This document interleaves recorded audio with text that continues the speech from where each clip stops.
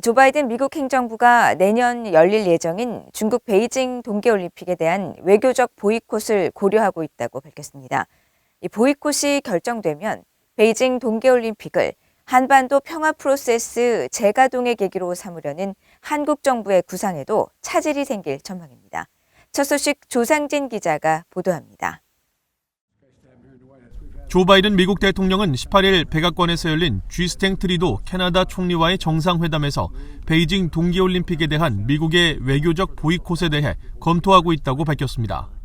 So do you support a diplomatic boycott of the Beijing Olympics? Something we're considering. 중국의 신장 인권 유린 등을 이유로 정치권을 중심으로 제기된 올림픽 보이콧에 대해 처음 직접 언급한 것으로 보이콧이 결정되면 선수단은 파견하되 바이든 대통령은 물론 정치권 인사들로 꾸려진 공식 사절단도 보내지 않게 됩니다. 이럴 경우 베이징 올림픽을 종전선언 등 미북, 남북 관계 개선의 동력으로 삼으려 했던 한국 정부의 구상에도 차질이 불가피할 것이라는 전망이 나옵니다. 한국 정부 산하 국책연구기관인 통일연구원 전병곤 박사는 미국이 불참하게 되면 남북한 정상의 베이징 올림픽 참가 가능성도 줄어들게 될 것으로 관측했습니다.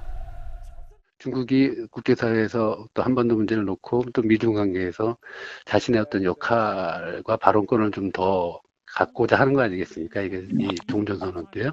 그런 건데 이제 그거를 좀 이제 그 견제를 당한 거죠. 그래서 그런 점에서 보면은 베이징 올림픽이 실질적인 종전선언에 접근할 수 있는 이벤트 이런 거가 되는 것을 어렵게 만드는 요인이라고 할 수 있죠. 박원곤 이화여대 북한학과 교수는 미국이 외교적 보이콧을 결정하면 동맹국들도 이에 동참할 가능성이 크다며 그럴 경우 중국은 미국과 동맹국들 사이에 균열을 만들기 위한 외교전을 펼칠 수 있다고 전망했습니다. 어떻게든지 미국의 핵심 동맹국 중에 일부라도 오게 만들려고 굉장히 노력을 할 거고 거기에 활용 점정은 결국은 한국의 대통령이 오는 거겠죠. 그렇게 해서 남북 중이 한 자리에 모이는 그림을 그려주는 게 중국의 입장에서는 베스트 시나리오죠. 미국과 동맹국들이 함께 보이콧에 나서게 될 경우 한국 정부가 남북 관계만을 고려해 이를 외면하기에는 외교적 부담이 클 것이라는 분석도 나왔습니다. 한국 정부는 미국 정부의 외교적 보이콧에 대한 입장과 남북 관계 개선을 위한 정상회담 필요성 그리고 문재인 정부의 업적을 홍보해야 되는 그런 문제인식 사이에서 상당히 고민하지 않을 수가 없는 상황이 되겠다 이렇게 전망합니다.